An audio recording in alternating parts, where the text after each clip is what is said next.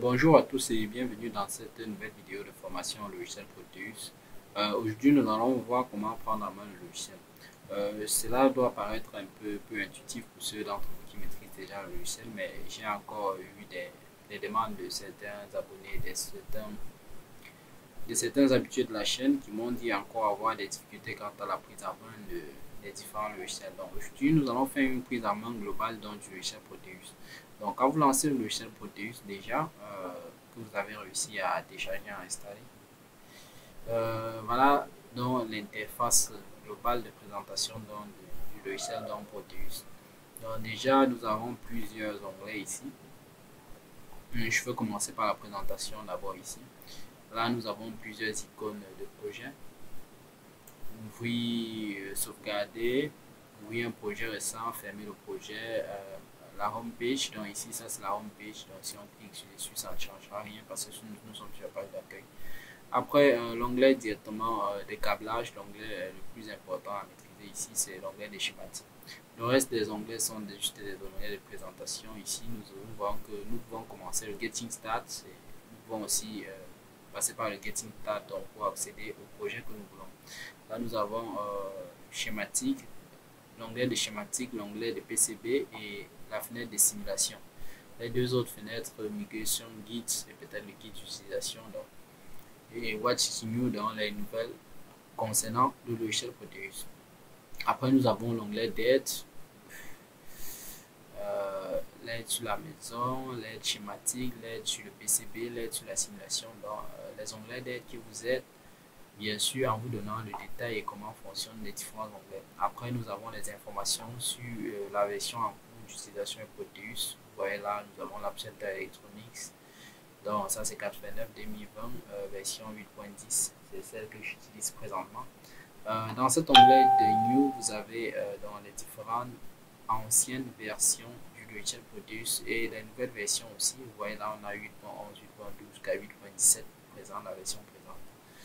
Donc après, nous avons toujours des informations par rapport aux versions existantes. Donc tous ces onglets-là, vraiment, c'est juste des présentations, que ce soit Help, About, New, Getting Start, c'est juste pour présenter. Donc l'onglet la plus importante à maîtriser, comme je disais tout à l'heure, c'est l'onglet des schématiques. Donc dès que vous cliquez sur ça, ça va changer dans la configuration du logiciel Proteus pour nous placer en mode câblage. Donc dès que nous sommes placés en mode câblage, il est inutile de vouloir maîtriser toutes ces icônes. Nous allons les utiliser au fur et à mesure.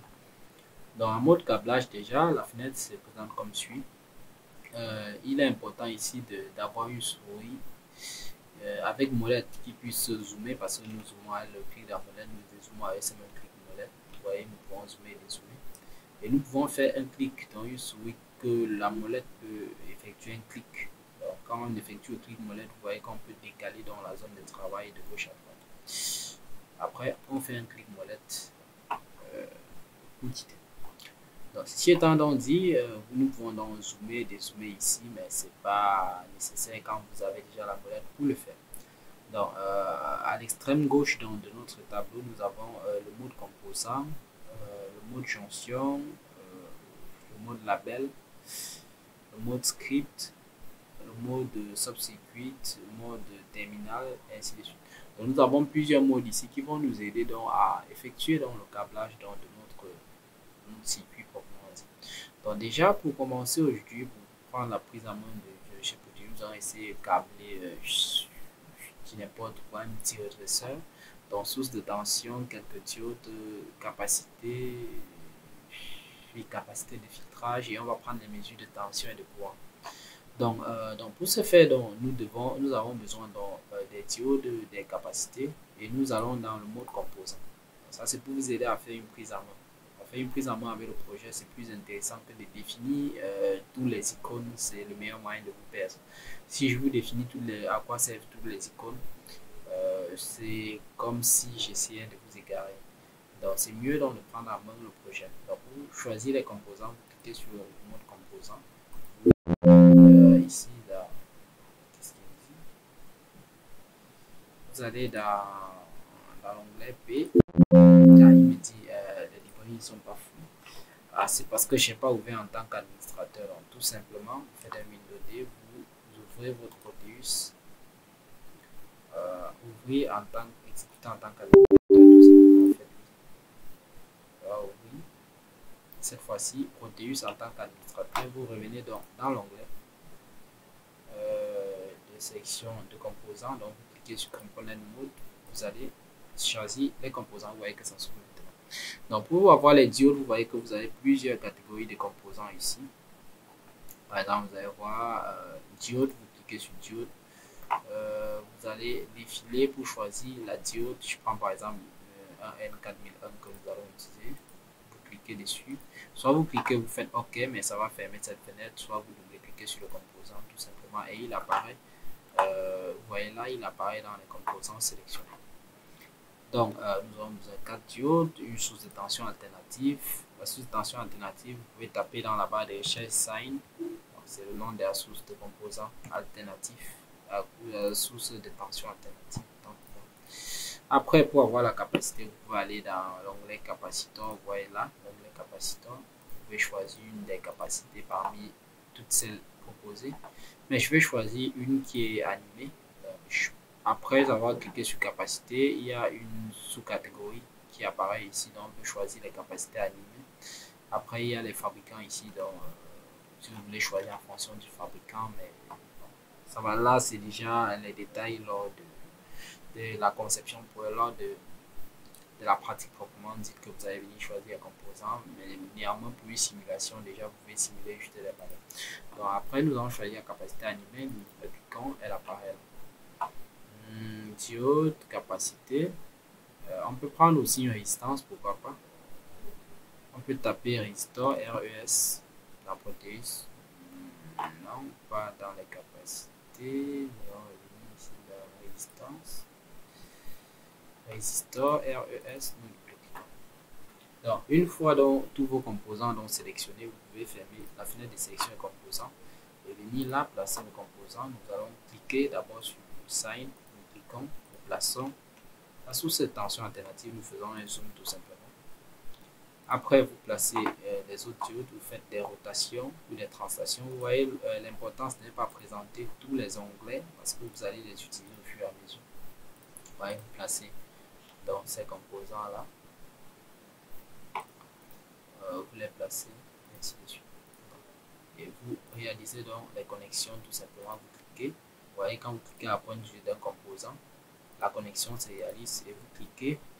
Quand vous cliquez sur un fil, vous pouvez cliquer avant de chercher à faire tourner, sinon ça ne va pas marcher.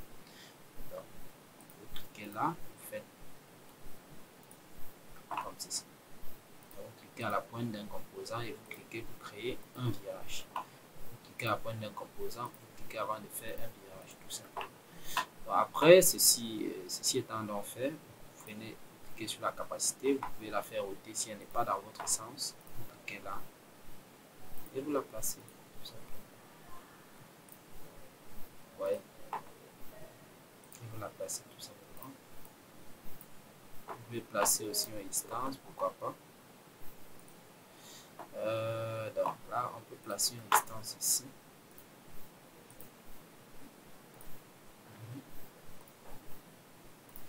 Donc, une fois donc, tout ceci réalisé, on peut reparamétrer donc, les éléments de notre source de tension. Nous double-cliquons dessus.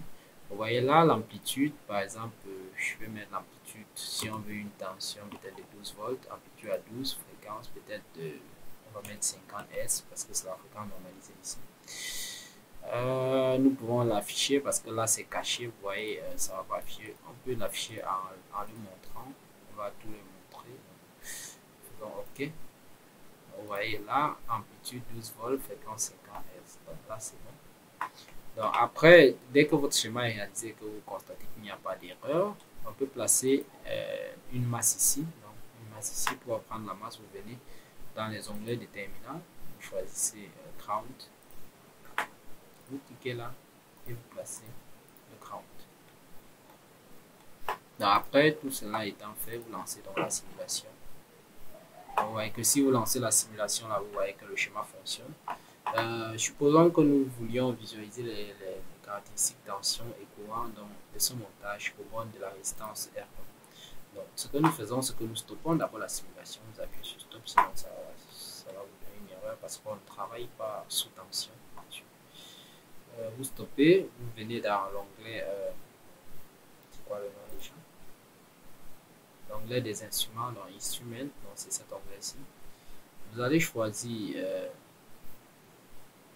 le voltmètre continu parce que la tension au bord d'arrestant R1 est désormais continue. Vous choisissez un voltmètre continu que vous placez au bord de la résistance R1.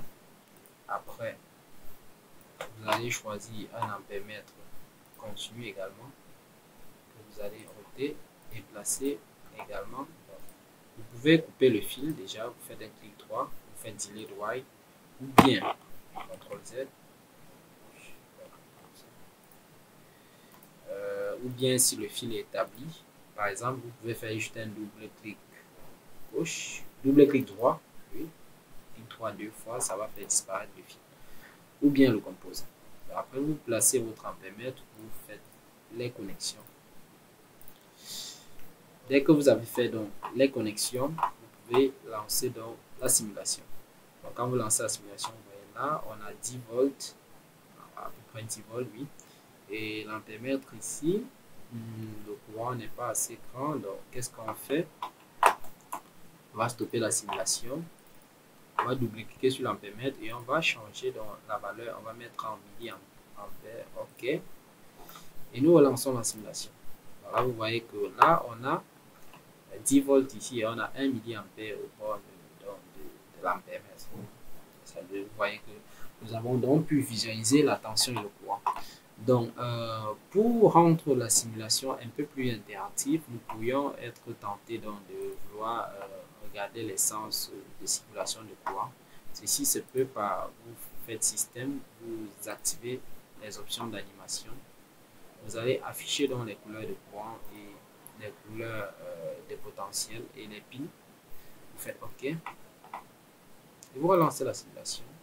Donc là, vous voyez que le logiciel nous facilite la tâche. Il nous affiche donc les sens de courant. Donc, vous voyez là le sens de circulation de courant. Donc, vous voyez qu'avec ça, vous pouvez donc, désormais effectuer donc, la simulation des montages un peu plus complexes et un peu plus... effectuer la simulation dans des montages un peu plus complexes. J'espère que ceci vous aidera ou aidera ceux du moins qui m'ont écrit. Disant qu'ils ne s'en sortaient pas sur le logiciel Produce, ça les aidera à prendre donc les bases. Et bien sûr, il y a une panoplie de vidéos sur la chaîne qui aident à mieux cerner dans la chose. Merci donc d'avoir regardé jusqu'ici. Je vous souhaite bon courage dans la suite de votre formation. Et on se dit à très bientôt.